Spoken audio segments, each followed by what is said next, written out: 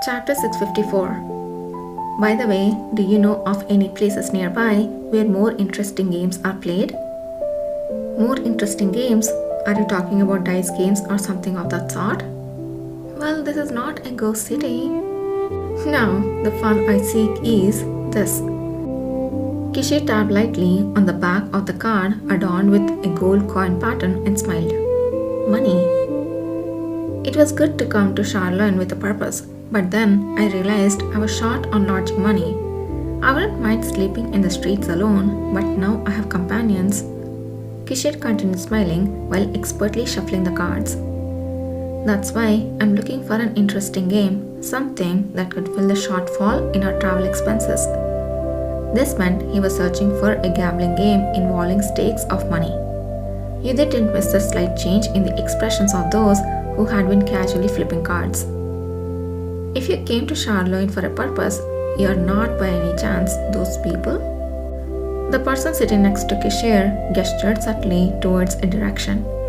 It was towards the street where one could catch a glimpse of the top of the southern branch building of the cavalry. Right, haven't you seen more of our kind around here lately? Well, yes. Despite their conversation hinting that Kishir and neither were awakeners who had come to apply to the cavalry, the card players didn't seem overly surprised. Without fear or hesitation, as they subtly met each other's gaze, either was certain Kishir had picked the right people to glean information from. You seem to have just average skills in the game. Aren't you looking into too dangerous a way to earn travel money? The games where we can make money are totally different from this kind of play. Oh, is that how it seemed? Kishir cheekily responded. You all might have been too drunk to remember, but I have participated in 4 rounds since I joined this table. Win, lose. And now it's ongoing. Does anyone remember by how many points I won and lost? When you won, it was with a 5-point difference from the second place, and when you lost, it was by 5 points to the first place. The previously silent Yudhir answered, causing the men playing the card game to look at each other. In disbelief, they counted on their fingers, trying to recall the events. After a moment, they all fell silent. It's true. Simply controlling winning and losing was something a skilled player could easily do. But to alternate wins and losses by the same score difference without arousing any suspicion from others was truly an astonishing feat. Is that your ability? Did you use your power? No, my power has nothing to do with this. Then how? I'm just naturally good at this. Maybe I have a good sense. Kishir casually answered, shaking the cards in his hand. If I win this round too, by a 5-point margin, would you tell me some places where we can play a decent game? Alright, let's see you try. What had been a light-hearted game before now took on a heavier, tenser atmosphere.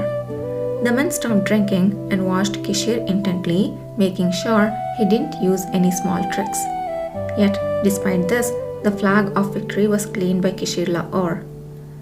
Exactly a 5-point difference. It's over. ... Everyone fell silent at the last card Kishir laid down.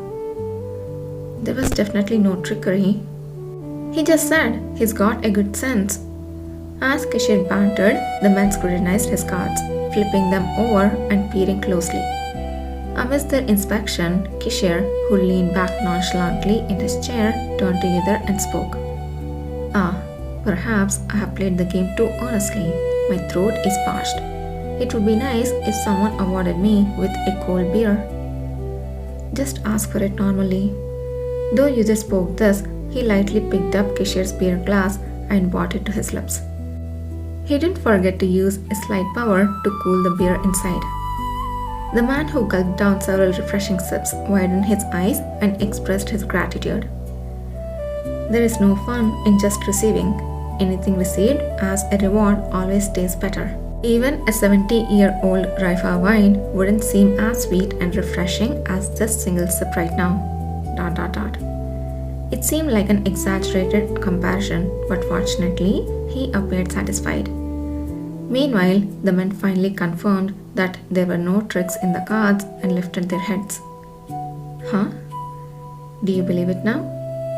I'm not sure what exactly you did, but yes, hiding it well is also a skill. If this is true, you won't starve anywhere you go. That's been the case indeed. If you really want to test your luck, look for shops with red dice painted under their signs. With more people like you around these days, many are going there hoping to make quick money. Red dice? It's managed by a guy named Nukijo, famous for that in Charlotte. When mentioned that, the speaker gestured with clenched fist, shaking left and right. It was a sign used to collectively describe underground groups involved in all sorts of unsavory activities. I'm most curious about what kind of games they play there. Won't you tell me? We don't know much about that. We have heard that some betting games are popular lately. Betting, huh? It won't be hard to find. Those guys are always lurking around here. Maybe they are even watching this game now and will approach you. I saw people like you playing games with them nearby and then followed them not long ago. After saying this, the men, feeling the game's excitement had dwindled, packed up the cards and left. Yudhir, looking at the empty glasses left behind, spoke. The name Nukijo, it sounds familiar. Yeah, what about him? If I remember correctly, in the previous game, he was the owner of the largest fighting arena in the south. At that time, there were numerous fighting arenas in the south, but the Nukijo arena was the largest. Nobles watched awakeners and monsters fight there, betting money while drinking alcohol laced with drugs. An awakener with the ability to entertain with various powers was nothing less than a top betting commodity. On the lower floors, below the nobles, non-awakeners were often forced to fight awakeners for entertainment, in gambling fights targeting those of lower status. Those who fought there were usually heavily in debt, risking their lives. If they lost, they were drugged, dismembered, and fed to beasts, all while onlookers laughed and enjoyed their drinks. The orchestrator of that dreadful hell was the operator himself. At that point in time, the fighting arena probably hadn't developed as extensively as in his previous life. However, the existence of such an establishment was evident from the attempted human trafficking by the Tain Duke's family seen in the west and through Oshi. Yudhir believed that coming here would definitely lead to catching a tail. Had I failed to stop the human trafficking attempt by Tain Duke and Baron Wilhelm back then, they probably wouldn't be here now trying to recruit people coming to join the cavalry. Fresh blood is always needed in betting fights. Since they couldn't obtain this blood from the west, Yudhir figured they must be quite desperate by now. And it seemed his conjecture was not wrong. It's good then. We just need to look for the places marked with red dice. Yes, thanks to the commander choosing the right people. If people are already sitting around playing card games before it's even time for dinner, it's obvious. Though they pretended otherwise, those guys are likely part of Nukijo's gang or somewhat connected. But Kishir, who had been smoothly continuing the conversation, suddenly paused, drawing out the silence. Has something gone wrong? Yudhir quickly scanned the surroundings, preparing to unleash his power if needed.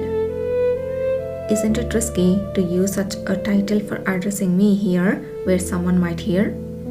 It might also be dangerous to use it at our next destination. What do you think? ... Realizing that Kishir's concern was completely different from what he had anticipated, Yudhir relaxed his tensed muscles somewhat disappointedly. It's a valid point though.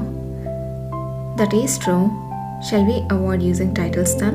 Or perhaps I could pretend to be a knight escort like Sir Zakarman? No, I absolutely do not want to be addressed as my lord. Kishir shook his head, resting his chin on his hand. Isn't there something else? Something else, you say? Yes, there are various titles and forms of address in the world after all. He wants you to call him honey.